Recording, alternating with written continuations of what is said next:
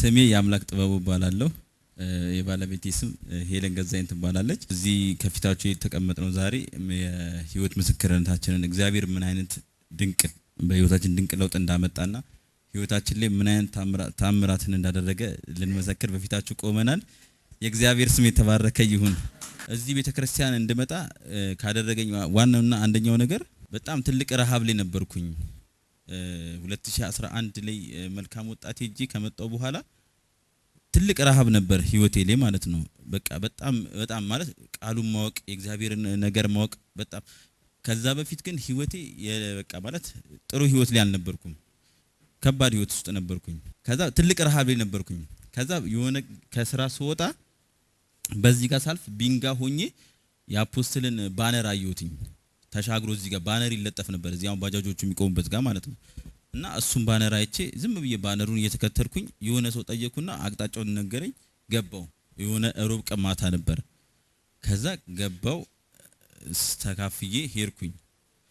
ከዛ ቀን ያው አልፎ ሮብ ቀን አንዳንድ እየዘለልኩ መምጣት ጀመርኩ። ከዛ የሆነ ቀን ፓስተር ጸጋ ያዘኝና ምን አለኝ፣ ለምን ፋውንዴሽን ለምን ክላስ አትጀምርም አለኝ።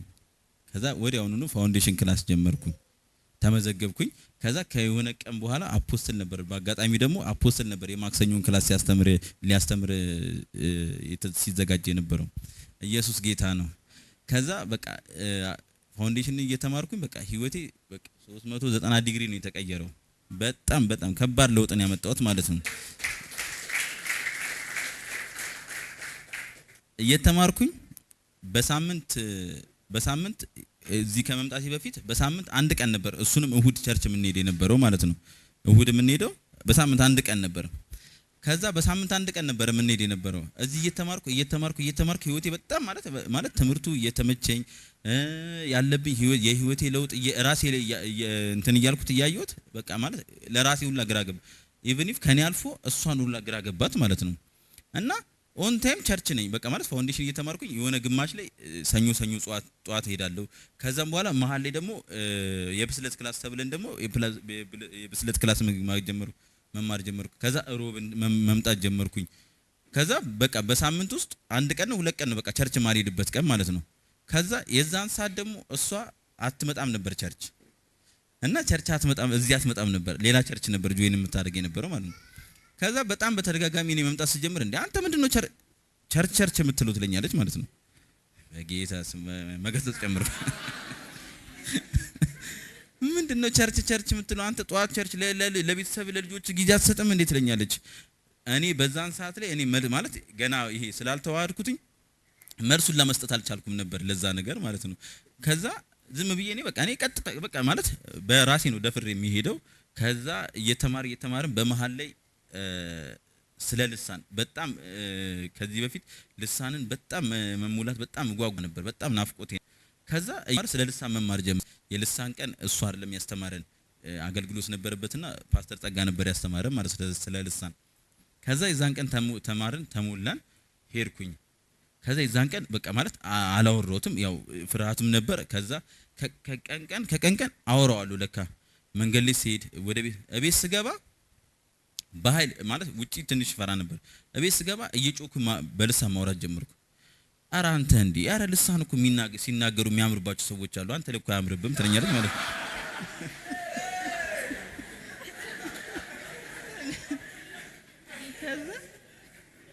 ኧረ ልሳን እኮ ማለት እቺን መመለስ ጀመርኩ። ያው የዛን ሰዓት ላይ እቺን መመለስ ልሳን እኮ ከእግዚአብሔር ጋር ምግብ ማለት ከእግዚአብሔር ጋር የምናወራበት እንጂ እኔ ካንቺ ጋር ማወራበት ቋንቋ አይደለም አልኳት ማለት ነው።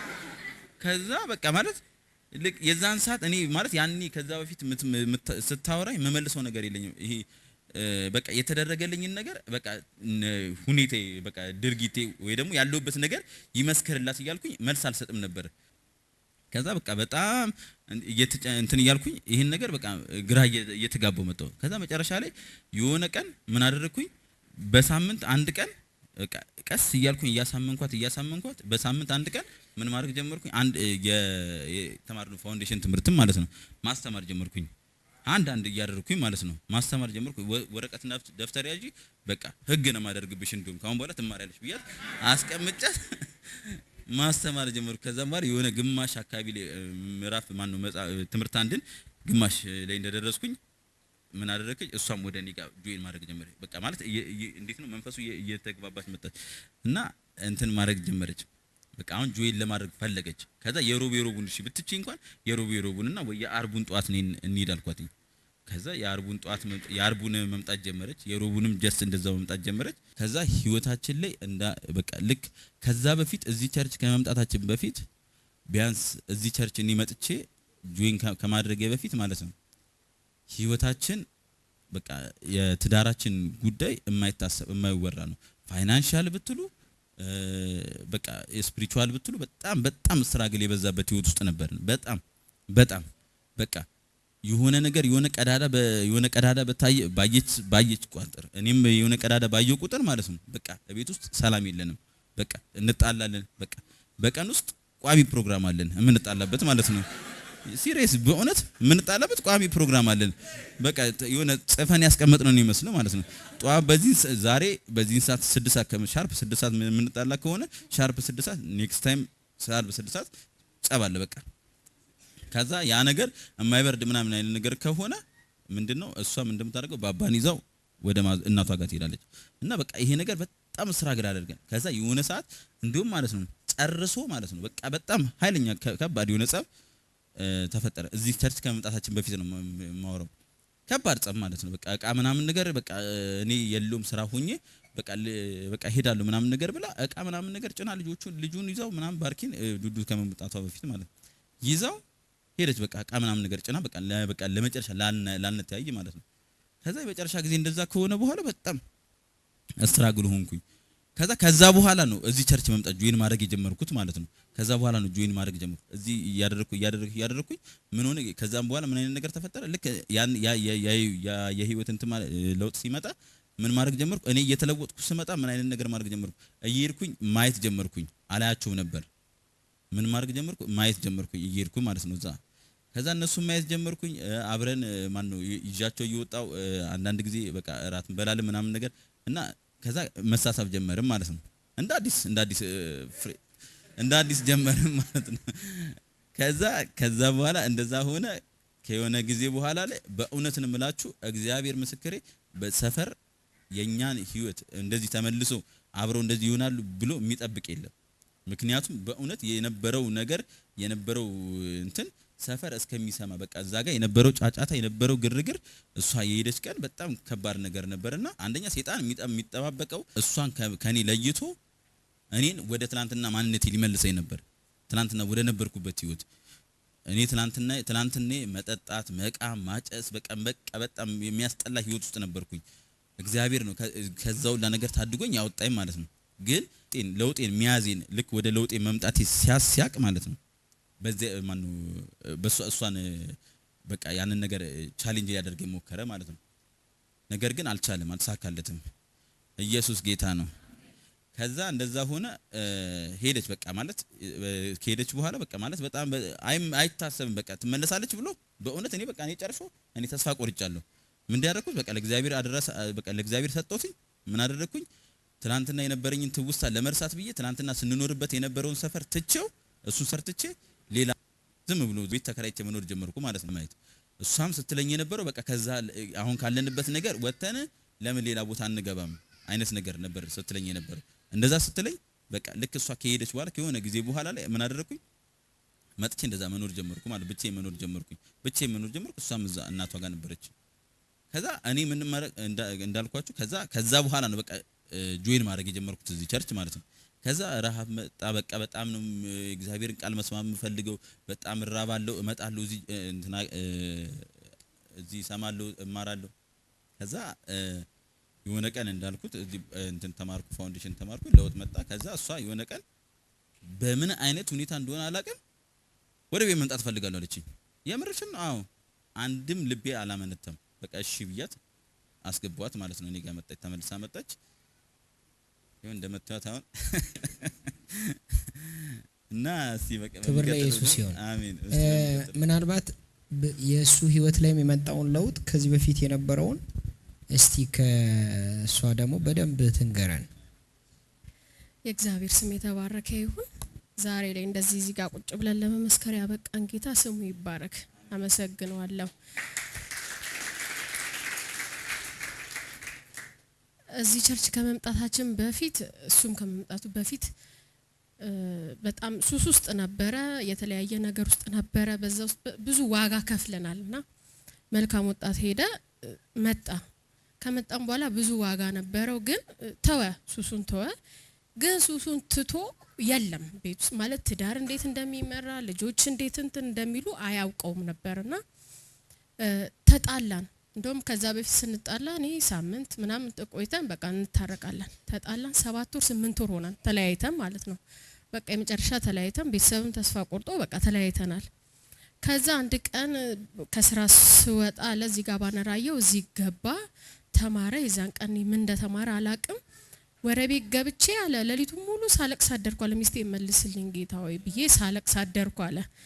ከዛ 7 ወር 8 ወር እንግዲህ ስልኩም ጠፍቶብኛል። በቃ ረስቼዋለሁ ከነ ማለት ነው።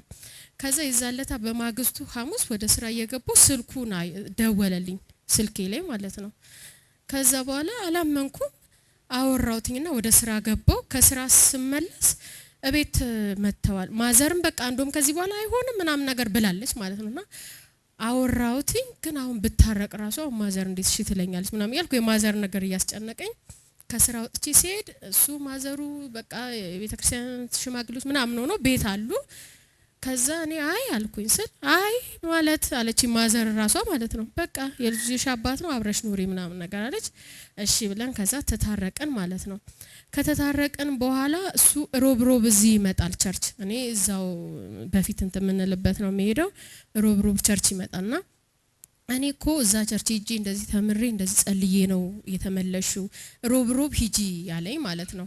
ከዛ ከሱ ማዘርጋ ሆነን አብረን ሮብ እየመጣን እንካፈል ነበር እዚህ ቸርች ማለት ነው።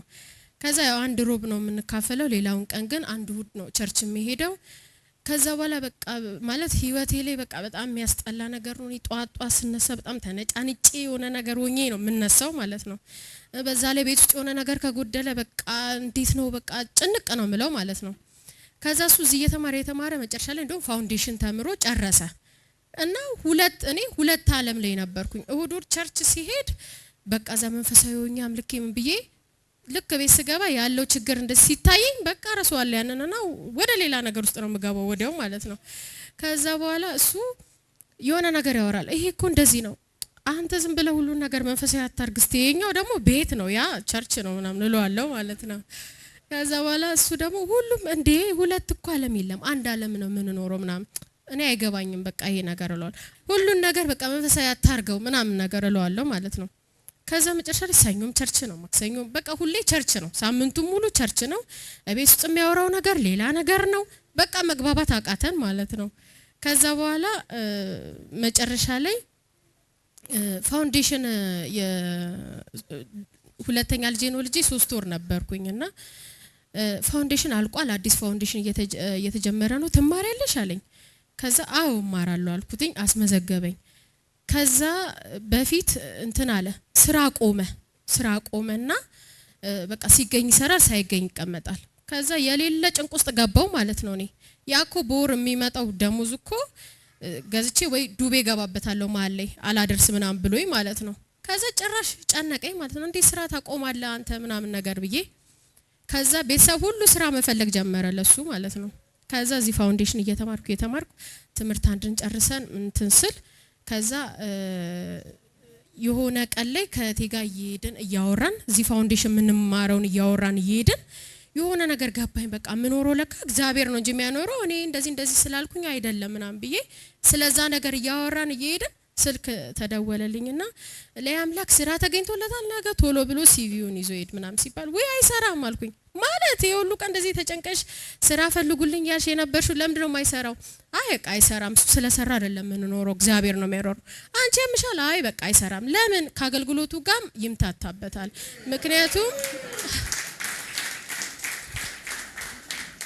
ምክንያቱም ቋሚ ስራ ከያዘ ቸርች መሄድ አይችልም። ይሄ ግን የራሱ ስራ ከሆነ ግን ትቶ መሄድ ይችላል። ስለዚህ ከቸርቹ ጋር እንትን ይልበታል። አይሰራም በቃ አልኩኝ ማለት ነው። ከዛ ቤት ገብቼ እንደ ስራ ተገኝቶልሃል ግን አሰራ ምናምን አልኩት። እሺ አለ።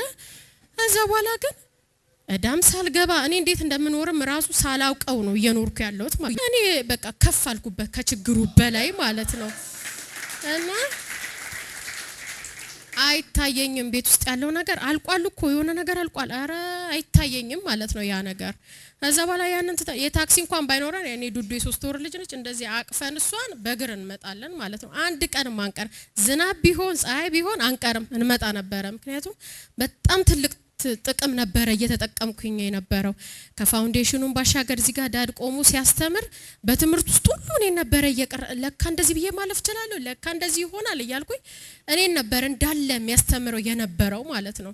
ስለዚህ ያንን ነገር እያወራ ነው ቤት ድረስ እንሄዳለን፣ ቤት ውስጥም ተግባራዊ እናደርገዋለን። ምንም ባይኖርም በቃ ያንን ነገር ብለነው አውጀነው እንተኛለን ማለት ነው። ከዛ በኋላ በጣም እምነቴ ሁሉ ከፍ አለ። በፊት እኔ ችግር ሳወራ የሚያክለኝ የለም፣ ሳሳዝን ሳወራ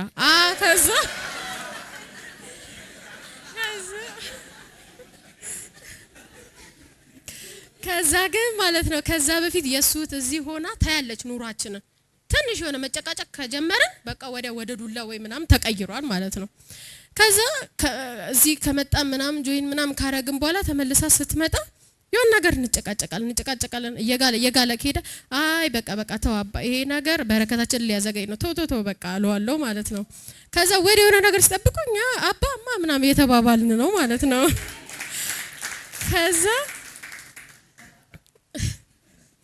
ከዛ በኋላ አቃተኝ፣ ችግር ሁሉ ማውራት አቃተኝ። ምንም ባይኖር ራሱ አቃተኝ። በቃ አፌን ተባተባል። የሆነ ልቤ የሚይዘኝ ነገር አለ ላወራ ስል ገና ማለት ነው። እና ምንድነው ግን ይሄ ሚስጥሩ ግን ምንድነው ምናምን ነገር አለችኝ። እንደውም የሱት ማለት ነው ምንድነው በጣም ተቀይራችሁ ኑሯችሁ ባይቀየር የሆነ ነገራችሁ ባይቀየር እናንተ ግን በጣም ተቀይራችኋል ምናምን ነገር አለችን። ከዛ በኋላ እዛ ቸርች ነው ከሄድን በኋላ ነው ምናምን ብለናት እንደውም እዚህ መታ ጆይን አርጋ እስከምትሄድ ድረስ እዚህ ነበር ስትካፈል የነበረውና በሁኔታው ላይ ነገሩ ችግሩ ሁኔታው እያለ ተቀየረን። እንደውም አንድ ጊዜ ትዝ ይለኛል እቤት ውስጥ ምንም የለምና በጣም ተጨንቋል እሱ። እኔ ደግሞ ምንም እንደ ድሮ አልጨነቅ፣ ጧት ስነሳ መስግኜ ነው የምነሳው፣ አልነጫነጭም እንደ ድሮ። ከዛ በኋላ አንድ ቀን እቤት ምንም የለም፣ ማክሰኞ ቀን ነውና ቤት ጸሎት አለን እየጸለይን ተጨንቋል እሱ። ምንድነው ያስጨነቀኝ እኮ ነገ እንጀራ ምናምን እኮ ጋግራለሁ አልኩት። ጌታ መጣሽ ምናምን ሲለኝ አብኩቻለሁ ነገ ጋግራለሁ አልኩትኝ። ከዛ ሮብለት እዚህ መጣንና ተካፍለን ወደ ቤት እያወራን ሄደን ከዛ ልክ ቤት ስንደርስ ሁሌ ተኝተው ነው የምናገኛቸው። የሱ የቤተሰብ ግቢ ነው የምንኖረው፣ ተኝተው ነው የምናገኝ። የዛለታ ቁጭ ብሎ ነው የጠበቁን። ከዛ ገና እንደገባን ያምላክ ይላል ኑ ምናምን አሉን። ከዛ ስንሄድ እንደዚህ ከአሜሪካ እንደዚህ ብር ተልኮላቸዋል፣ እንደዚህ ጤፍ 50 ኪሎ ተፈጭቶላቸዋል ምናምን ነገር አሉ።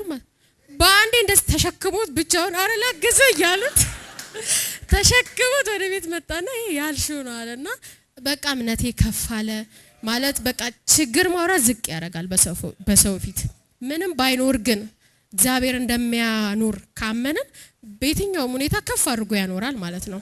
እና እኔ አንገቴ ቀና ያለው ከፍ ያልኩት እዚህ ቸርች መጥቼ ከተማርኩኝ በኋላ ነው። የእግዚአብሔር አባትነት ከገባኝ በኋላ ነው። እግዚአብሔር እንደሚያኖረኝ ከገባኝ በኋላ ነው። እና በጣም ብዙ ነገር ተለውጧል። በጣም ብዙ ነገር ተቀይሯል። አሁን እንደውም ሰፈራችን ፈርሶ ማለት እንደውም እዛ ሰፈር ላይ የነበረው በጣም ሱሳይ ቀበሌ 4 ማለት ገና ስትገባ ነው በቃ ጫቱ፣ ሲጋራው፣ ሺሻው ምኑ በቃ እዛ ሜዳ ላይ ነው ያለው ማለት ነውና እንደውም እሱ እዚህ መጥቶ እንደዚህ እየተማረ እንትን ካለ በኋላ ያ ነገር እየተመታ መጣ። ሰዎቹ እየተነሱ ስራ መግባት ጀመሩ። በቃ አስጠላቸው። ያ ነገር እየተነሳ መጣ ከሜዳ ላይ ራሱ ማለት ነውና በግልጽ ነበር እዛ ጋር በቃ ና ምናምን ነው የሚሉት ማለት ነውና ያ ነገር የተመታ መጣ። አረ ያምላክ አንተ ሄድክበት ጋር ውሰደን፣ አረ ያምላክ እንደዚህ ይሁን ምናምን ነገር ማለት ጀመሩ ማለት ነው። እና ለትዳሩ በቃ ማለት ለኔ ምርጥ ባል ማለት ነው። እና በዚህ ነበረ ማለት ሱሱን ምኑንም ከተወን በኋላ ጥላችን ይሄ ነው። አይገባውም ልጅ እንዴት እንደሚቀጣ፣ ልጅ እንዴት እንትን እንደሚል፣ ትዳር እንዴት እንትን እንደሚል አያውቀውም። እና አሁን ግን በጣም ከምሰራው ስራ ሁሉ በቃ ማለት አይመጥንሽም አቁሚ ብሎ ብቻ በጣም ድንቅ ባል ነው የሆነው። ለልጆቹ በጣም ድንቅ ድንቅ አባት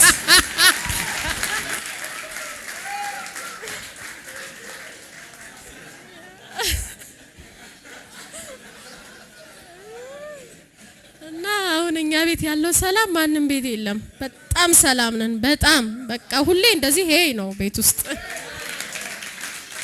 ሰላም ነን። እና እግዚአብሔር ስም የተባረከ ይሁን። እዛ ውስጥ እንደዛ ማለት በእግዚአብሔር መታመን ስንጀምር እግዚአብሔርም ነገራችንን ከፍ እያደረገው ይሄደ። በፊት የምንቸገረበት ችግር አሁን የለም።